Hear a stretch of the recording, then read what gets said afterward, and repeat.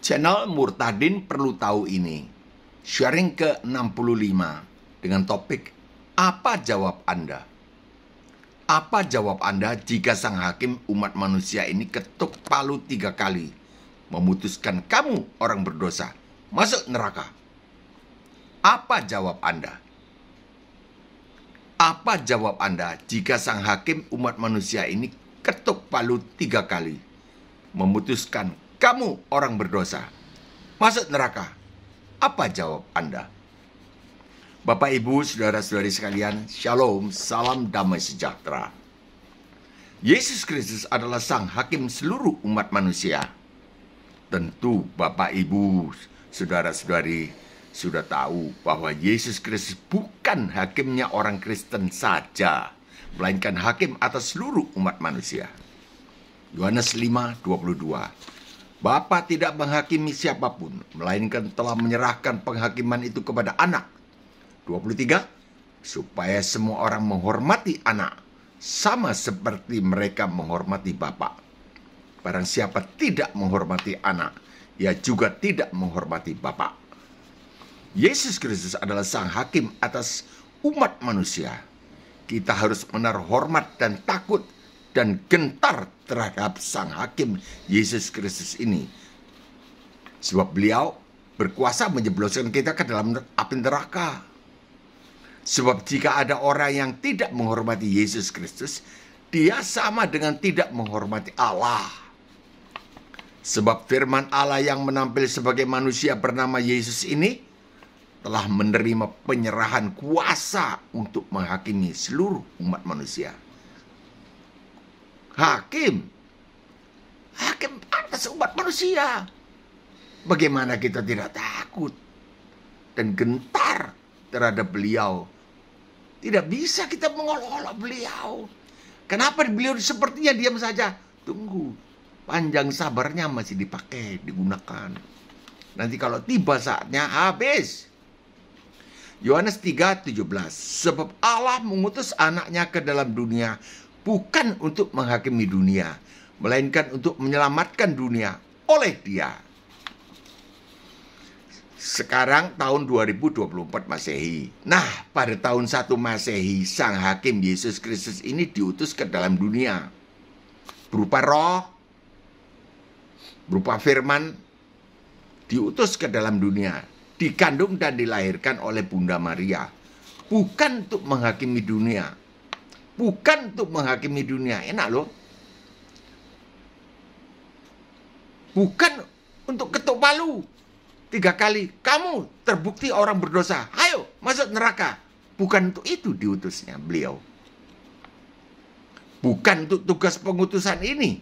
Bapak, Ibu, saudara-saudari sekalian, kita bisa berlega, bukan? Yesus Kristus tidak untuk menghakimi. Pada saat beliau berusia 30 tahun memulai pelayanan beliau, betul loh? Betul toh? Ditulis di Lukas 3 ayat 23.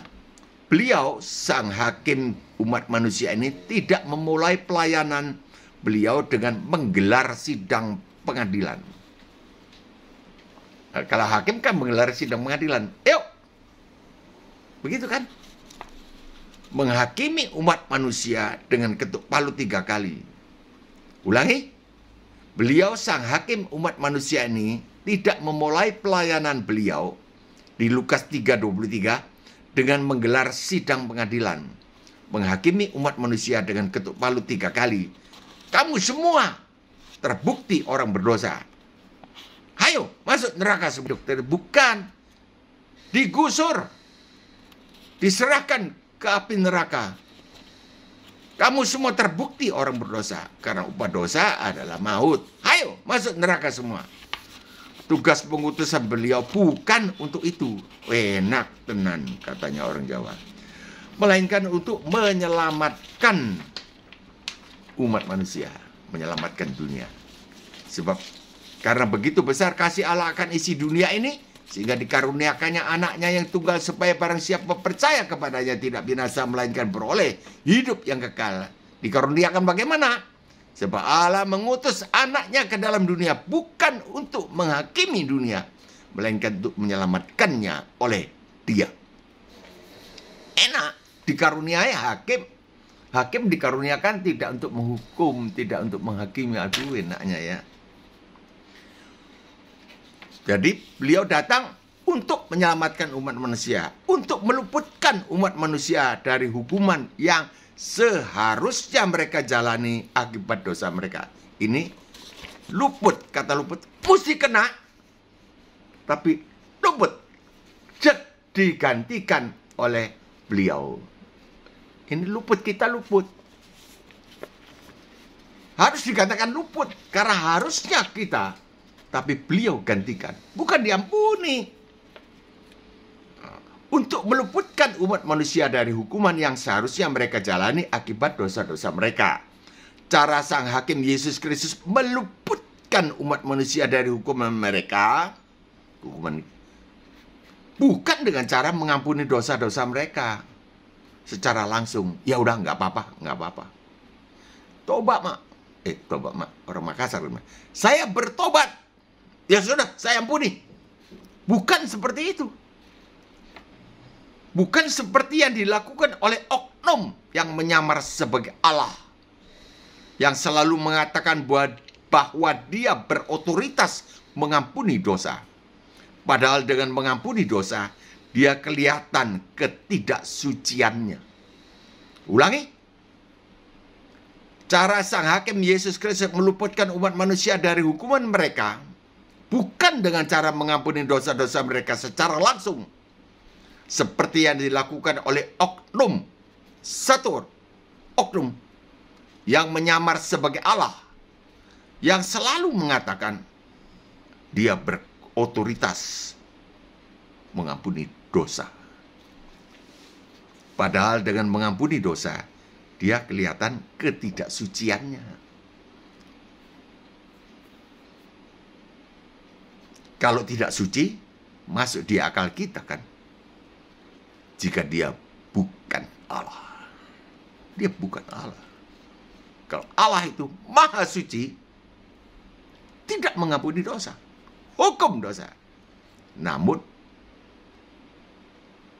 hukum dosa di atas kurban. Siapa kurbannya? Beliau sendiri, anak Allah itu, menjadi manusia tidak berdosa bernama Yesus. Itu yang dihukum. Itu kasihnya beliau. Sang hakim Yesus Kristus meluputkan umat manusia dari hukuman mereka tidak dengan melakukan pengampunan dosa secara langsung, melainkan dengan jalan menggantikan hukuman yang seharusnya umat manusia jalani oleh beliau sendiri. Beliau sendiri tidak mengutus panitera siapa, ayo gantikan itu. Bukan, tidak ada yang laku kecuali sang hakim sendiri, sebab sang hakim itulah anak Allah yang tidak berdosa. Seharusnya umat manusia jalani hukumannya digantikan oleh beliau sendiri, melainkan untuk menyelamatkan dunia oleh Dia. Itu Yohanes 3:17 tadi. Di atas kayu salib oleh beliau. Beliau menggantikan, bukan ngampuni. Maka terjadilah keselamatan. Iya, benar. Keselamatan luput dari hukuman Allah akibat dosa-dosa kita, umat manusia. Tentu saja tentu saja, jadi bukan karena menjadi Kristen lalu selamat, bukan. Tapi yang mau digantikan, itu persoalannya. Kalau mau digantikan, selamat, berubah status menjadi orang dibenarkan. Hidup, kemudian hidup di dalam kebenaran. Karena orang benar. Apakah Anda orang berdosa? Iya, bukan, salah. Apakah Anda orang berdosa? Bukan, saya bukan orang berdosa. Saya orang disucikan, dibenarkan oleh darahnya sang hakim di atas kayu salib. Bukan bagi mereka yang mati berlakunya ini kan terjadinya kan tahun 33. Kita kan belum lahir, nenek moyang kita pun belum ketemu. Tapi itu kuasanya, penggantian itu berlaku sampai beliau sang hakim turun menjadi hakim yang menghakimi. Bukan bagi mereka yang mati, melainkan bagi mereka yang mau digantikan hukumannya. Itulah iman. Saya mau. Jab, berlaku itu. Kita menjadi berubah status menjadi anak Allah. Boleh panggil Allah yang Maha Suci. Maha Suci. Abah. Yakin 100%. Apa mau kamu? Tidak, bah, saya mau kasih selamat pagi saja. Bagi beliau tidak ada pagi, siang, malam. Tapi bagi kita ada, kan boleh bilang, karena Bapak kita. Peristiwa penggantian hukuman ini, peristiwa penggantian hukuman seluruh umat manusia oleh Sang Hakim Yesus Kristus ini terjadi pada tahun 33 Masehi. Ketika beliau mencurahkan darah yang maha suci, agar supaya seluruh umat manusia mendapat pengampunan. Nah, setelah darah tercurah, baru ada pengampunan. Siapapun dia, agama apapun dia, mendapat pengampunan. Kalau mati, bukan. Kalau mau agama ini, agama itu. Kalau mau, diampuni. Matius 26-27. Sesudah itu, ia mengambil cawan, Yesus Kristus, Pak Yesus mengambil cawan, mengucap syukur, lalu memberikannya kepada mereka dan berkata, minumlah kamu semua dari cawan ini. Matius 26-28, sebab inilah darahku, darah perjanjian yang ditumpahkan bagi banyak orang untuk pengampunan dosa. Setelah darah tercurah, darah yang maha kudus tercurah, itu baru ada pengampunan bagi seluruh umat manusia. Itu prinsipnya begitu. Dan memang sekarang, jadi kita diselamatkan bukan karena agama Kristen mengajar ini, itu, kasih apa. Belum sampai di sana. Dasarnya ini. Ini dasarnya. Baru kita menjadi umatnya Allah. Ini pengampunan dari Sang Hakim sendiri. Setelah Sang Hakim mencurahkan darah. Karena tidak ada pengampunan tanpa pencurahan darah. Ibrani 9:22. Tidak ada pengampunan. Karena di dalam darah mengandung jiwa. Maka itu kita dilarang makan darah.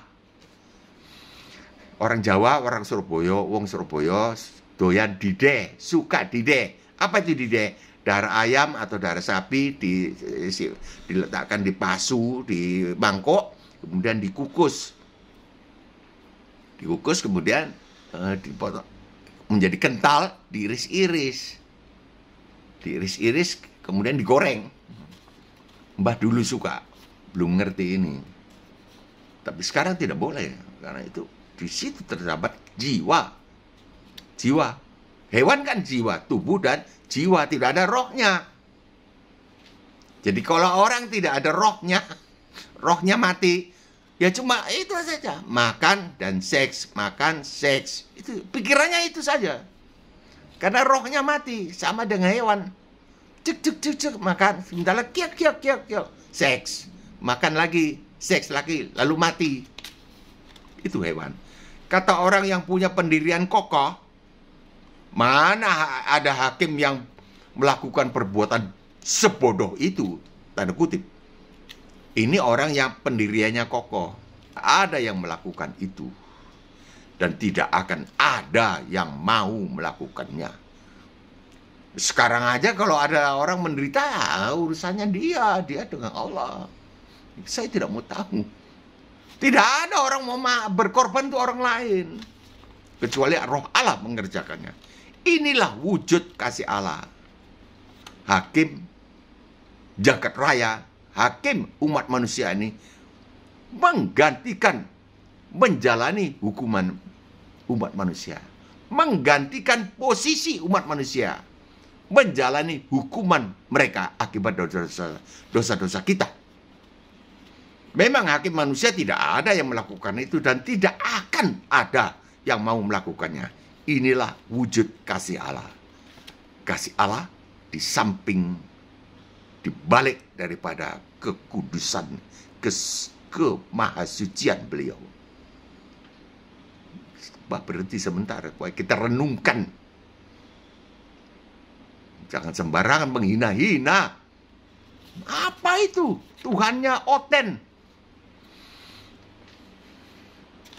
Ya, kita Mbah berdoa untuk mereka semua supaya dibukakan mata pikiran, karena mata pikirannya sedang dibutakan oleh iblis. Kita harus berdoa untuk ini supaya melek.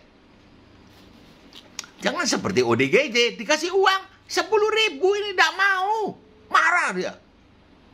Sambil pegangi kainnya yang menutupi auratnya, dia marah mau pukul Mbah lari.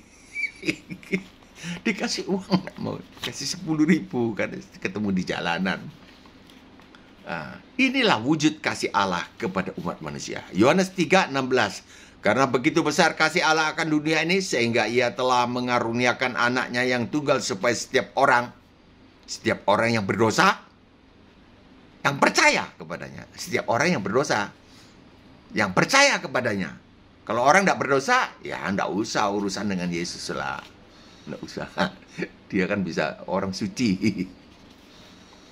Supaya setiap orang yang berdosa, yang percaya kepadanya tidak binasa, melainkan beroleh hidup yang kekal. Apa sebabnya begitu? Dikaruniakan supaya dapat hidup kekal tidak binasa. Apa sebabnya? 17. Sebabnya ini, sebab Allah mengutus anaknya ke dalam dunia, bukan untuk menghakimi dunia. Ini sebabnya. Bukan untuk menghakimi dunia, melainkan untuk menyelamatkan dunia oleh dia, oleh sang hakim. Kalau anak Allah diutus itu kan untuk menghakimi atau tidak menghakimi, itu kan berarti beliau hakim. Maka dari itu kita tidak boleh menghakimi orang menurut rupa. Sang hakimlah yang menggantikan umat manusia menjalani hukuman yang seharusnya dijalani oleh si terhukum. Umat manusia terhukum karena sudah vonis. Semua manusia telah jatuh dalam dosa dan telah kehilangan kemuliaan Allah. Vonis, hukum, maut. Tapi sang hakim menggantikan. Tidak ada itu Pak di dalam sistem pengadilan manusia. Ya nggak ada. Memang tidak ada. Karena tidak ada kasih yang begitu besar. Makanya dari itu ditulis, karena begitu besar kasih Allah. Bagi mereka yang mau digantikan posisinya sebagai si terhukum, dia menjadi orang tidak berdosa. Dia tidak usah dihukum, alias selamat. Roma 8 ayat 1. Ini harus ditekankan di gereja. Kepada semua orang. Kepada mulai anak-anak kecil. Jangan dibiarkan mereka lalu tidak mengerti. Mereka hanya mengerti, ya jadi orang Kristen saja, minggu ke gereja. Gereja tidak menekankan ini. Fondasinya. Mbah tidak akan keluar dari sini. Dasarnya. Karena Mbah diutus ini. Untuk ini. Fondasinya ini. Roma 8 ayat 1. Demikianlah sekarang tidak ada penghukuman bagi mereka yang berada di dalam Kristus Yesus. Tidak ada penghukuman. Karena hukumannya sudah dijalani oleh beliau, oleh sang hakim. Artinya, berada di dalam Kristus Yesus, yaitu mereka mengakui bahwa Yesus Kristus adalah Tuhan. Dan mereka mau posisinya digantikan. Posisinya digantikan oleh beliau. Disalib itu. Tentu saja dia tidak dihakimi dan tidak dihukum. Ini yang mau digantikan ini tadi. Tidak dihukum. Jikalau misalnya jika sang hakim lupa, ini ilustrasi, tapi ilustrasi Mbak ini membawa orang kepada satu iman yang percaya yang betul, mengalami, supaya jangan berkhayal. Iya katanya, bukan. Jikalau misalnya, ini ilustrasi, sang hakim lupa mencatat. Tidak mungkin beliau lupa kan. Seandainya lupa. Ini ilustrasi untuk memantapkan iman keselamatan kita di dalam Yesus Kristus. Supaya jangan sedikit-sedikit, oh ya agama sana juga ngampuni kok. Pindah agama, murtad. Tidak bisa dibarui. Masuk neraka. Tidak bisa kembali menjadi ikut Tuhan Yesus. Tidak bisa. Dahsyat. Supaya jangan hanya teori-teori agama saja. Memantapkan iman keselamatan kita di dalam Yesus Kristus. Iman itu dalam hati. Supaya jangan hanya teori-teori agama saja di otak. Jika misalnya, saya ulangi, ini ilustrasinya, Sang Hakim Yesus Kristus lupa mencatat tanggal dan tempat saat seseorang menyatakan mau digantikan posisinya. Mbah tahun 75. Mau. Dulu sudah beragama.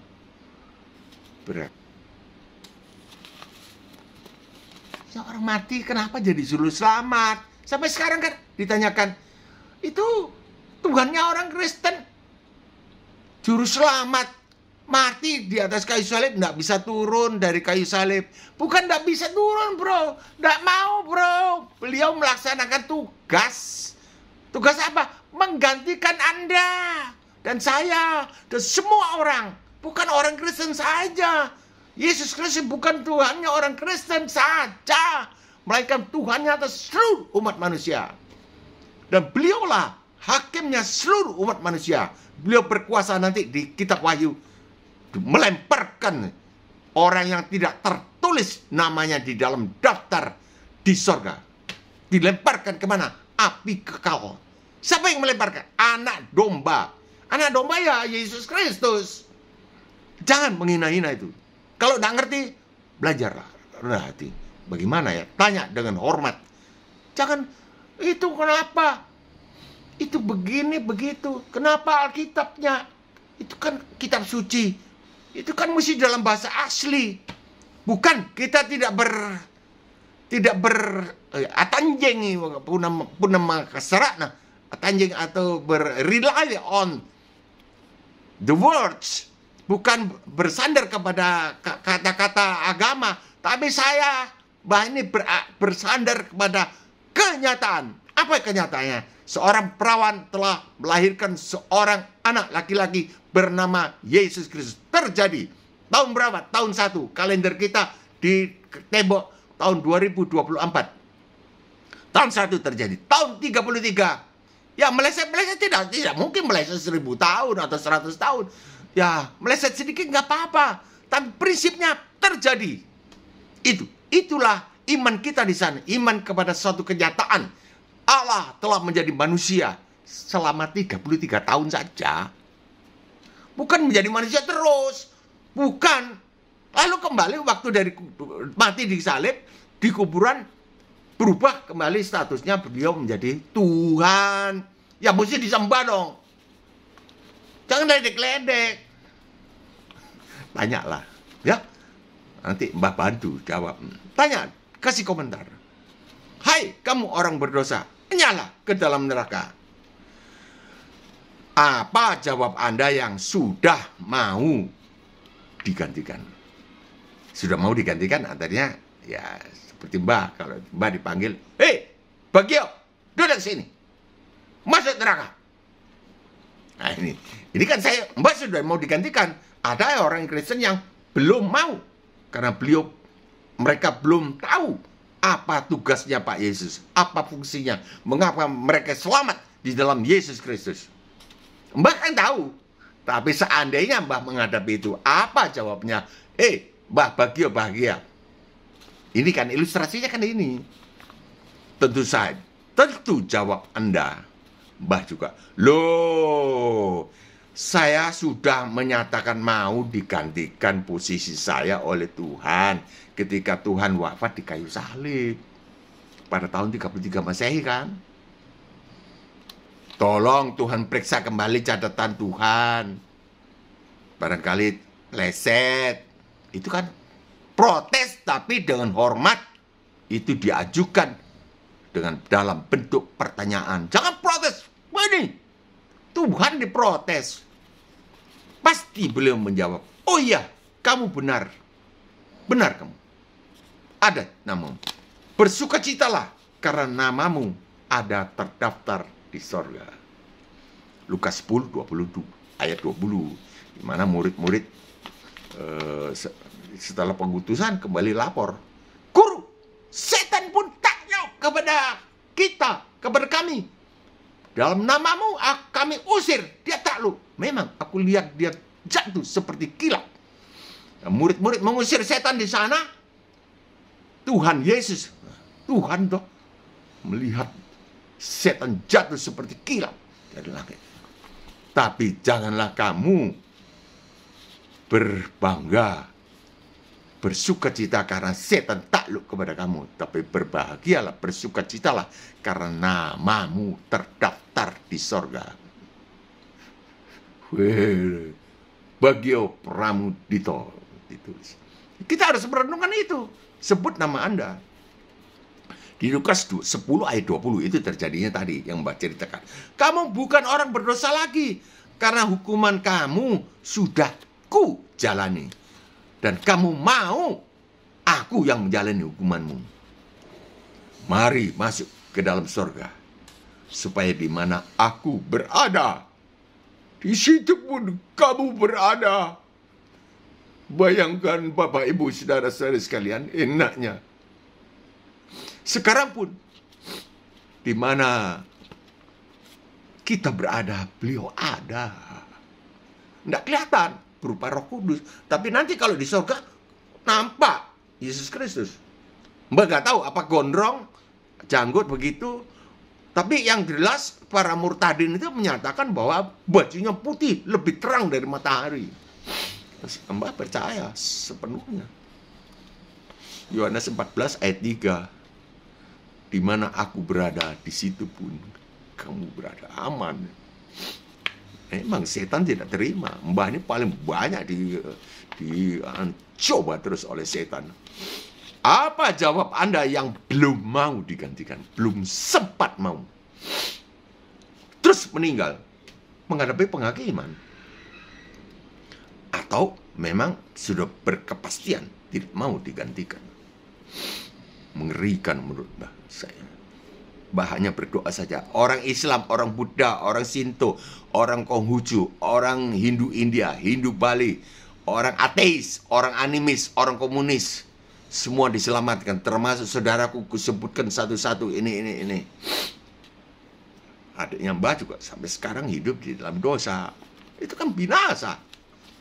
Itu dosa awatnya Mbak. Sampai kalau Mbak tidak pernah lakukan, Mbak tidak bisa hafal. Orang Islam, orang Buddha, orang Sinto, orang Konghucu, orang Hindu India, Hindu Bali,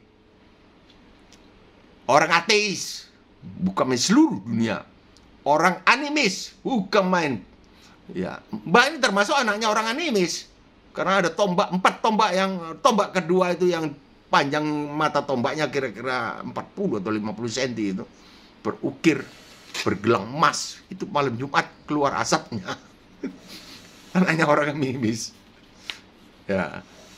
Saat menghadapi kedatangan Yesus, Sang Hakim Yesus Kristus yang akan datang bertugas menghakimi seluruh umat manusia, bagaimana orang yang belum mau? Dak. Ini belum mati ya. Yesus Kristus turun dari langit. Masa bukan Tuhan? Katanya Yesus tidak tahu hari kiamat. Ya itu kan. Jadi dia bukan Tuhan. Bukan tidak tahu kan. Waktunya. Berjaga-jagalah. Waktunya. Itu kan kita disuruh jaga. Tapi waktunya tidak diberitahu. Apakah salah terjemahan atau bagaimana? Mbah tidak tahu. Yang penting kita bahwa Yesus Kristus akan datang dalam waktu yang tidak kita ketahui. Sebab Tuhan Yesus mengingatkan, kalau seorang tahu, tuan rumah, kita ini tuan rumah, kita tahu nanti jam berapa ya, jam 1:10 pencuri akan datang membongkar rumahku.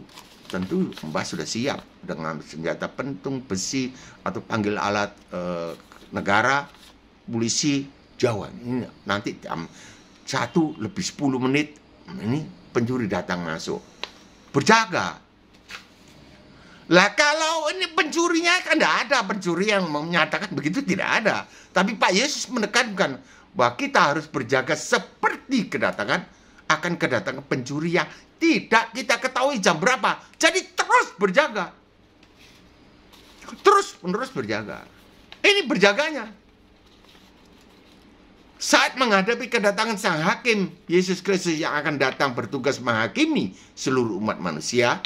Dulu pada tahun 33 Masehi, Yesus Kristus bertindak selaku hakim yang menggantikan umat manusia menjalani hukuman mereka.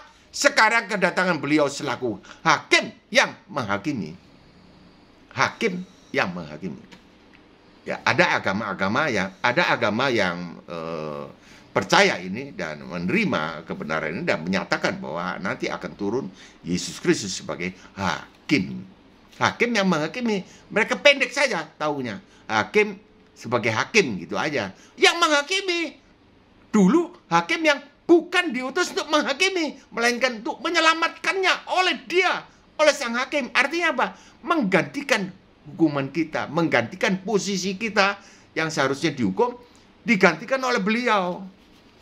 Matius 24:30, pada waktu itu akan tampak. Ini perkataannya Tuhan Yesus sendiri. Perkataan Tuhan Yesus yang menampil sebagai Pak Yesus. Pada waktu itu akan tampak tanda Aku di langit. Dan semua bangsa di bumi akan meratap dan mereka akan melihat Aku datang di atas awan-awan di langit dengan segala kekuasaanku. Di langit dengan segala kekuasaanku dan kemuliaanku. Masa nggak terbuka, Kak? Maka dari itu harus didoakan. Kalau enggak, tidak percaya Yesus Tuhan. Yesus hanya utusan. Utusan apa? Bukan untuk ngajar moral, bukan. Ini yang paling utama adalah ini, menggantikan hukuman umat manusia. Di mana? Di kayu salib. Cap menyerahkan nyawanya. Sudah genap. Tuntutan hukum Taurat sudah ku genapi. Semua orang sudah ku genapi hukumannya. Itu kan digenapi. Roma 8 ayat 3, 4. Jadi waktu melihat Yesus Kristus turun dari langit, bagaimana? Semua bangsa di bumi akan meratap. Kenapa meratap? Meratap itu bukan bukan. Ketakutan itu arti kata meratap. Mengapa? Karena saat itu semua orang percaya. Tojeng ini. Sungguhan ini. Yesus Kristus itu sang hakim ya. Pada saat itu semua orang percaya. Sekarang tidak. Karena apa? Iblis terus lepaskan. Mati kau semua. Iblis ini, kita menghadapi iblis. Sebab musuh kita bukan darah dan daging, melainkan kuasa penguasa di udara. Kuasa penguasa itu bosnya ya iblis. Menghendaki semua manusia masuk ke dalam neraka. Semua bangsa di bumi akan meratap ketakutan. Mereka akan melihat Aku datang di atas awan-awan di langit. Pada saat itu orang percaya semua. Sekarang tidak percaya. Masalah, masih lama lah.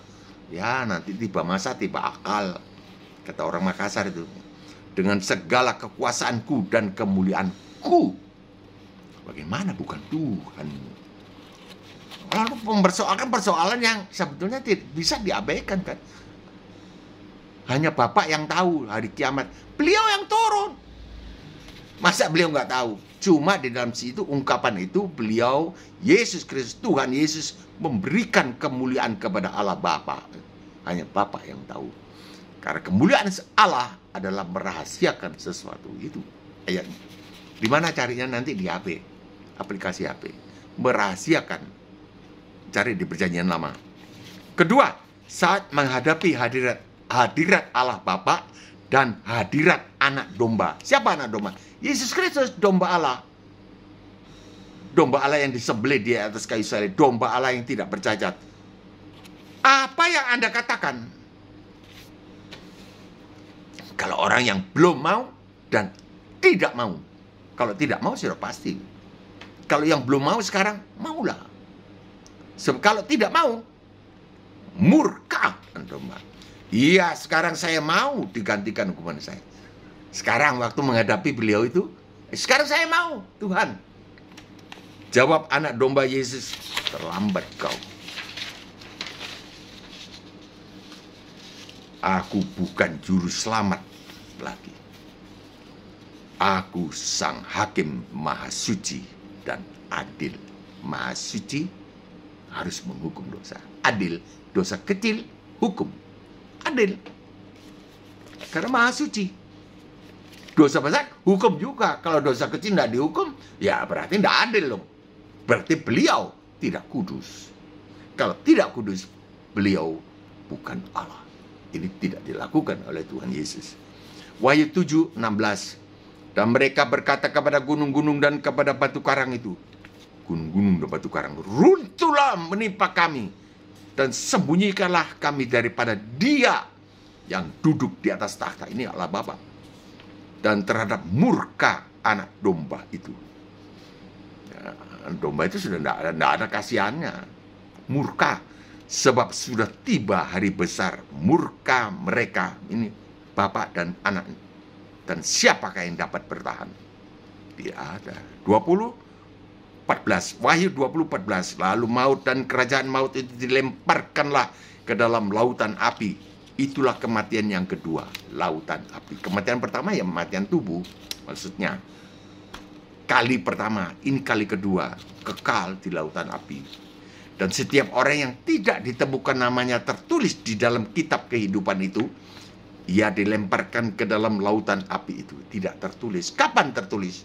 Kapan nama kita dicatat di dalam daftar di sorga? Di dalam kitab kehidupan? Bagio Pramudito Tejo Yuwono ditulis siap tahun 75 tahun 65 jadi orang Katolik tapi tidak ngerti apa-apa. Mbah yakin itu ya nggak tahu dihitung atau tidak dihitung, Mbah nggak tahu. Tapi yang jelas tahun 75 Mbah menyatakan ya mau percaya Pak Yohanes 3:16. Percaya Bagio? Percaya apa? Nggak tahu, tapi pokoknya ikut saja. Mbak orang ngerti. Karena begitu besar kasih Allah akan isi dunia sehingga Ia telah mengaruniakan anaknya yang tunggal supaya para siapa percaya tidak binasa melainkan beroleh hidup yang kekal. Tidak binasa melainkan beroleh hidup yang kekal. Bagi yang percaya? Percaya. Nggak tahu dalam hati, nggak tahu saya. Tapi Bapak Ibu saudara-saudara sekalian sudah tahu kan? Kapan nama kita dicatat dalam daftar di sorga? Saat kita mau menerima Yesus Kristus adalah Tuhan dan menjadikan beliau Raja di dalam hidup kita.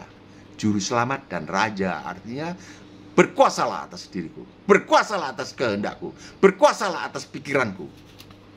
Dan kita menerima keselamatan di dalam Tuhan Yesus. Lukas 10:20 itu ditulis nama kita. Jadilah Raja. Jadi kalau Mbah menyembah, itu saja. Kehendak mula jadi. Kehendak tak. Bahasa Makassar. Kehendak dikolah. Itu dalam adoration. Pemujaan kepada beliau. Jadilah apa yang dikau mau. Apa beliau mau? Apa yang dikau mau? Itu saja. Janganlah melawan orang yang berbuat jahat kepada kamu. 2. Kasihlah musuhmu. Bukan orang yang mengasihi kamu saja, melainkan musuhmu. Mari Bapak Ibu Saudara-saudari yang masih belum menerima keselamatan di dalam Tuhan Yesus, sekaranglah waktunya. Bukan sebentar lagi, sekarang saat mendengar ini khotbahnya Mbah ini, atau besok, atau kapan-kapan kalau ada kesempatan. Jangan. Sekaranglah kesempatan itu. Umur manusia tidak menentu, tidak tergantung pada usia atau kesehatan. Setiap saat ajal bisa menjemput kita tanpa kita duga. Mari terimalah, rendahkanlah diri Anda. Saya mau masuk dalam kamar, tidak usah diketahui orang. Tidak ada, baik keluarga, baik istri atau saya pribadi. Tuhan Yesus, Engkaulah juru selamatku. Aku mau digantikan, Dikau gantikan. Selamatlah. Sampai di sini dulu Mbah. Mohon pamit undur diri. Kiranya turunlah segala berkat rohani dan jasmani serta ekonomi berkecukupan dari sorga berkelimpahan di dalam nama Tuhan Yesus kepada orang semua para penonton video ini serta keluarganya dalam nama Tuhan Yesus. Jikalau berkenan, berlangganan tekanlah subscribe. Jikalau suka, like, tekanlah jempol yang ke atas.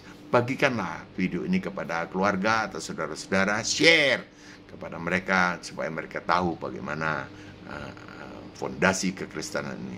Jangan lupa koreksi Mbah di dalam komentar. Dahsyat, koreksi atau apresiasi. Sampai di sini dulu, sampai jumpa besok. Insya Allah. Shalom.